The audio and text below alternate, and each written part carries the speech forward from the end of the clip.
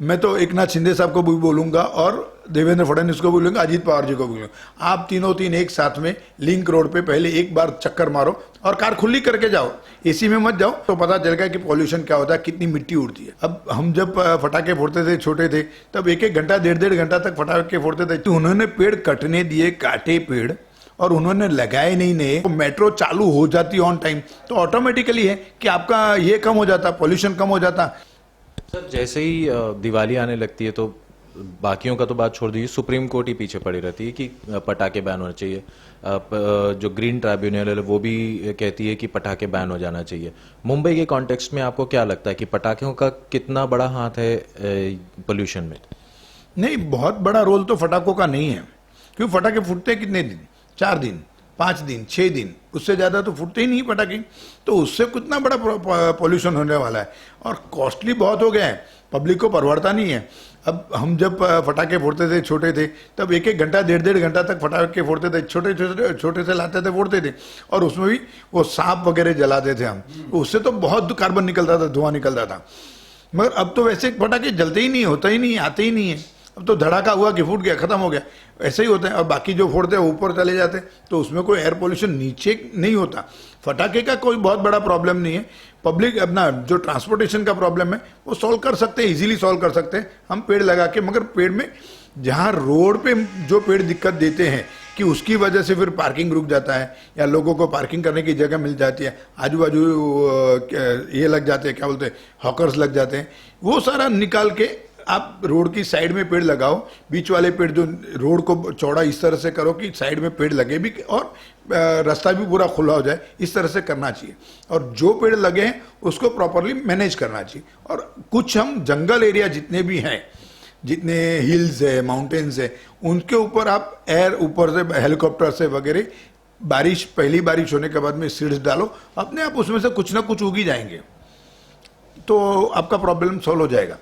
Sir आपने public transport का बहुत अच्छा बात उठाया था, तो पब्लिक ट्रांसपोर्ट और जंगल इन दोनों को लिंक करते हुए मुंबई की एक बात होती है मेट्रो ट्रेन की, आर्य कार शेड की, जिसको शिवसेना उद्धव ठाकरे गुट ने बहुत ज़्यादा जिसको अपोज किया था। मुंबई के एनवायरमेंटलिस्ट्स भी जितने थे उन्होंने भी जाके वहाँ पर प्रदर्शन किए थे।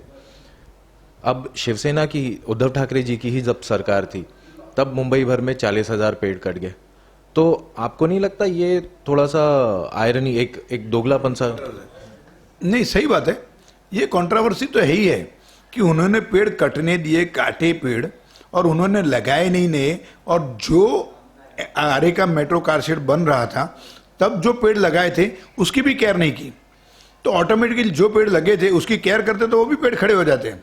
वो केयर नहीं की, काम बंद कर दिया और फिर वो काम चालू करने के लिए कॉस्ट ज़्यादा इनकर करना पड़ रहा है। और वो मेट्रो चालू हो जाती ऑन टाइम तो ऑटोमेटिकली है कि आपका ये कम हो जाता, पॉल्यूशन कम हो जाता और अपने आप प्राइवेट कार पुलर्स हैं वो कम निकलते हैं और मेट्रो में ज़्यादा चलते। आज एक मेट्रो ये जो अंधेरी और दहिसर के बीच में मेट्रो चालू है, दहिसर और अंधेरी जो हाईवे पे और लिंक रोड पे जो मेट्रो चालू है, people prefer to go with metro, क्योंकि अच्छी क्वालिटी की ट्रेन है, अच्छे टाइम पे लेके जाती है, टाइम बचता है। नीचे जो धूल मिट्टी उड़ती है ड्यू टू कि रोड सही नहीं बना पाए अभी तक इधर। आप लिंक रोड पे, मुझे तो देवेंद्र फडणवीस को बोलना है कि आप लिंक रोड पे अंधेरी से लेके आप दहिसर तक एक बार लिंक रोड पे आओ, अच्छे से कार में ट्रैवल करो, शांति से ट्रैवल करो, आपको पता चलेगा कि रोड कैसा है।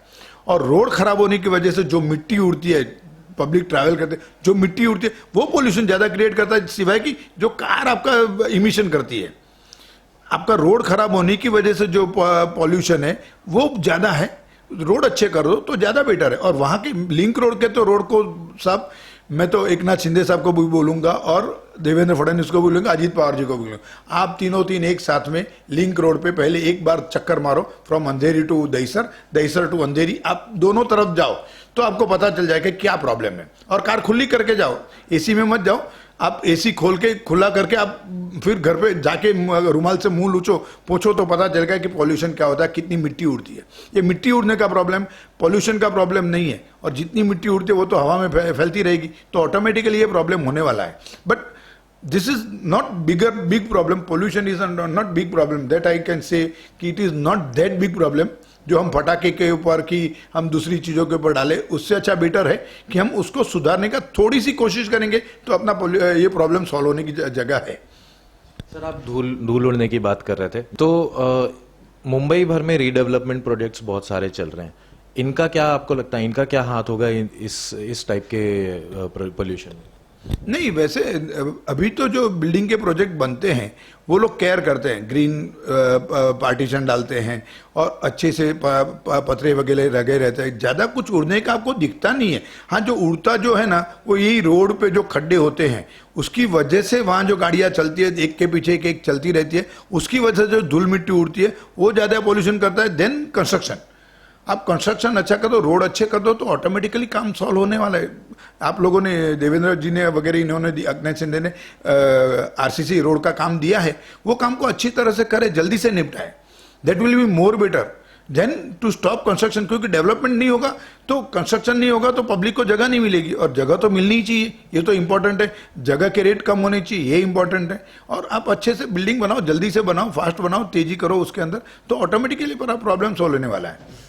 सर, एक और बात, जैसे इस समय इस गवर्नमेंट ने कई इलीगल फैक्ट्रीज जो शहर के अंदर ही काम कर रही थी, इनको बंद करवाया। क्या इससे डिफरेंस पड़ रहा है, या आपको लगता है कि ये दिखावे की बातें होंगी, एक फॉर्मेलिटी पूरी करने जैसे ही काम हो गए? ये फॉर्मेलिटी होती है, बस सिंपल सी बात है। आप कितनी भी फैक्ट्रियां बंद करो उससे कोई बहुत बड़ा फर्क नहीं पड़ता। चिमनी जहाँ भी लगी है वहाँ ऑटोमेटिकली चिमनी के कुछ कायदे कानून है, वो उसको निभाने ही पड़ते हैं। नहीं निभाएगा तो वो चिमनी निकाल के लेके जाएगा और उसका काम बंद हो जाएगा।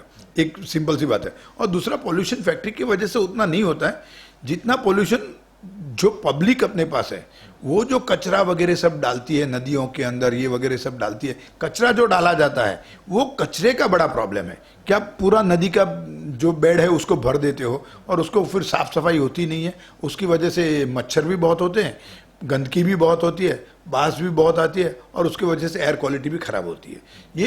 ये सिंपल, आप थोड़ा नदी के जो बेड्स है उनको सही करके साइड की दीवार बना लो, पानी प्रॉपर फ्लो करे और जो कचरा है वो निकल जाए, और कचरे को कहीं तो भी जमा करके उसको आप निकाल के क्या बोलते हैं उसको, कहीं फिलिंग वगैरह कर सको।